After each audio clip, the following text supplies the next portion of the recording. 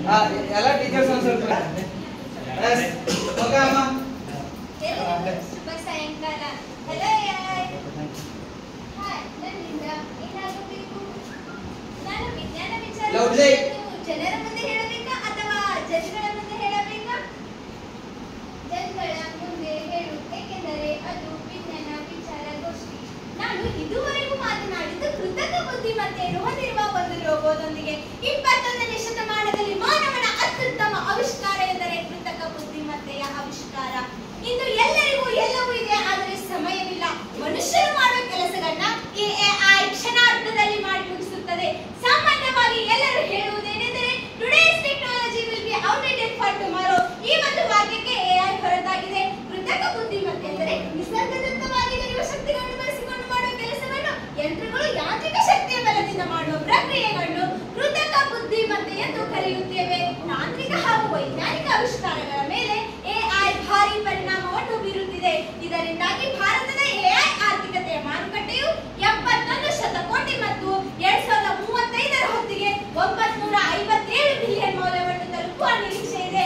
ಕೃತಕ ಬುದ್ಧಿಮತ್ತೆ ಎಂಬುದು ಬೆಳೆದು ಬಂದ ದಾರಿ. 1950ರಲ್ಲಿ ಮೊದಲ ಬಾರಿಗೆ ಈ ಕಲ್ಪನೆಯ ಬಗ್ಗೆ ಜಾರಿಗೆ ತಂದ ವ್ಯಕ್ತಿ ಅಲಾನ್ ಟ್ಯೂರಿಂಗ್. 1956ರಲ್ಲಿ ಕೃತಕ ಬುದ್ಧಿಮತ್ತೆ ಎಂಬ ಪದವನ್ನು ಬಳಸಿದವರು ಚಾರ್ಲ್ಸ್ ಮೆಕಾರ್ಥಿ. 1956ರಲ್ಲಿ ಎಂಜೆ ಎಂಬ ಚಾಟ್ಬೋಟ್ನ ಪರಿಚಯ.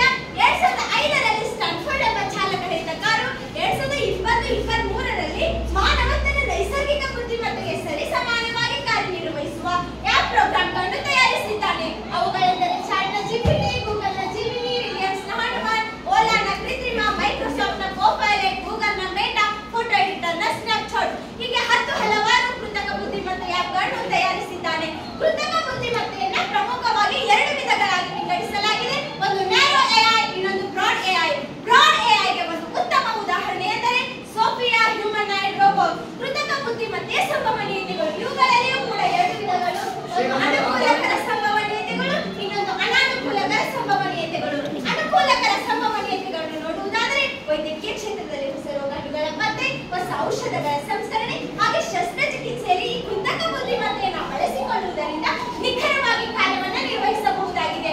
ಅಪಾಯಗಳಿಂದ ಪಾರು ಮಾಡುವ ಸಾಧನವಾಗಿ ಬಾಹ್ಯಾಕಾಶದ ಸಂಶೋಧನೆ, ಸಾಗರದ ಆಳದಲ್ಲಿ ಅಡಗಿರುವ ನಿಗೂಢತೆಯ ಅಧ್ಯಯನ, ನಿಷ್ಕ್ರಿಯಗೊಳಿಸಲು ಕೃತಕ ಬುದ್ಧಿಮತ್ತೆಯನ್ನು ಬಳಸಬಹುದು.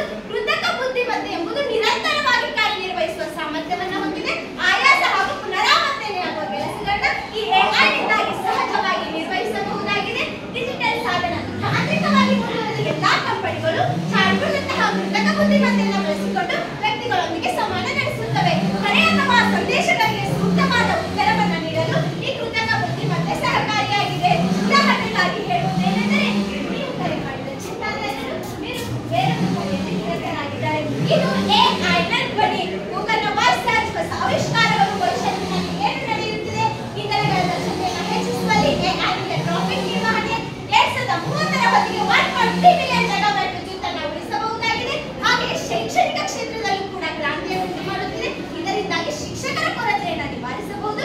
ಹಾಗೆ ಕಲಿಕೆಯನ್ನು ಇನ್ನೂ ಬೆಟರ್ಮೆಂಟ್ ಆಗಿ ಮಾಡಬಹುದಾಗಿದೆ. ನ್ಯಾಚುರಲ್ ಲ್ಯಾಂಗ್ವೇಜ್ ಪ್ರೊಸೆಸ್ಗಾಗಿ ಉದಾಹರಣೆಗೆ ಜಗತ್ತಿನ ಯಾವುದೇ ಭಾಷೆಯನ್ನ ನಮಗೆ ಬೇಕಾದ ಭಾಷೆಯಲ್ಲಿ ಆಲಿಸಬಹುದಾಗಿದೆ. Text to voice, voice to text ಆಗಿ ಬದಲಾಯಿಸಬಹುದು. ಭವಿಷ್ಯತ್ತಿನಲ್ಲಿ AI, deep learning, automated task, data injection, face recognition, cloud computing, quantum computing. ಇನ್ನು ಮುಂದೆ ಅನಾನುಕೂಲಕರ ಸಂಭವನೀಯತೆಗಳನ್ನ ನೋಡುವುದಾದರೆ ಕೃತಕ ಬುದ್ಧಿಮತ್ತೆ ಎಂಬುದು ಎಲ್ಲ ಉದ್ಯೋಗಗಳನ್ನು ನೀಡುತ್ತದೆ. ಇದರಿಂದಾಗಿ ಮಾನವ ಸೋಮಾರಿಯಾಗಿ ನಿರುದ್ಯೋಗಿಯಾಗುತ್ತಿದ್ದಾನೆ. 2030ರ ಹೊತ್ತಿಗೆ 700 ವಿಧದ ಕೆಲಸಗಳಿಗೆ AI ಕಸಿದುಕೊಳ್ಳುತ್ತದೆ ಎಂದು ಆಕ್ಸ್ಫರ್ಡ್ ಯೂನಿವರ್ಸಿಟಿ ನಡೆಸಿದ ಸಂಶೋಧನೆಯು ಹೇಳುತ್ತಿದೆ. ಮಾನವ ಸಾವಿರಾರು ಸಂಶೋಧನೆಗಳನ್ನು ಮಾಡಿದ್ದಾನೆ, ಆದರೆ ಈ ಕೃತಕ ಬುದ್ಧಿಮತ್ತೆ ಎಂಬುದು ಮಾನವನ ಅಂತಿಮ ಆವಿಷ್ಕಾರವಾಗಬಹುದು. ಏಕೆಂದರೆ ಜಗತ್ತಿನ ಪ್ರಸಿದ್ಧ ವಿಜ್ಞಾನಿಯಾದ ಆಲ್ಬರ್ಟ್ ಐನ್ಸ್ಟೀನ್ ಅವರ IQ 160, ಆದರೆ ಭವಿಷ್ಯತ್ತಿನಲ್ಲಿ ಈ ಕೃತಕ ಬುದ್ಧಿಮತ್ತೆಗಳ IQ 100,952 ಆಗಬಹುದು. Deep fake, social manipulation, social grad, lock of transparency, loss of control, bad data. ಹಾಗೆಯೇ 2023ರಲ್ಲಿ ಈ ಕೃತಕ ಬುದ್ಧಿಮತ್ತೆಯಿಂದಾಗಿ ಸೈಬರ್ ಕ್ರೈಮ್ಗಳ ಸಂಖ್ಯೆಯು 15,56,218 ತಲುಪಿದೆ. ಆದರೆ ಇದು ಆಡಮುಟ್ಟದ ಸೊಪ್ಪಿಲ್ಲ, ಕೃತಕ ಬುದ್ಧಿಮತ್ತೆಯಿಂದ ಕ್ಷೇತ್ರವಿಲ್ಲ ಎಂಬಂತಾಗಿದೆ. ಮಿತ್ರರೇ, ಆಟೋ ರಿಕ್ಷಾಗಳು ಬಂದಾಗ ಟಾಂಗಾವಾಲಗಳ ಗತಿ ಏನು ಎಂದು ಯೋಚಿಸಿದೆವು. ಮೊಬೈಲ್ ಫೋನ್ಗಳು ಬಂದಾಗ ಫೋಟೋಗ್ರಾಫರ್ಗಳ ಗತಿ ಏನು ಎಂದು ಯೋಚಿಸಿದೆವು. ಗೂಗಲ್ ಪೇ, ಫೋನ್ ಪೇಗಳು ಬಂದಾಗ ಬ್ಯಾಂಕ್ ಸಿಬ್ಬಂದಿಗಳ ಗತಿ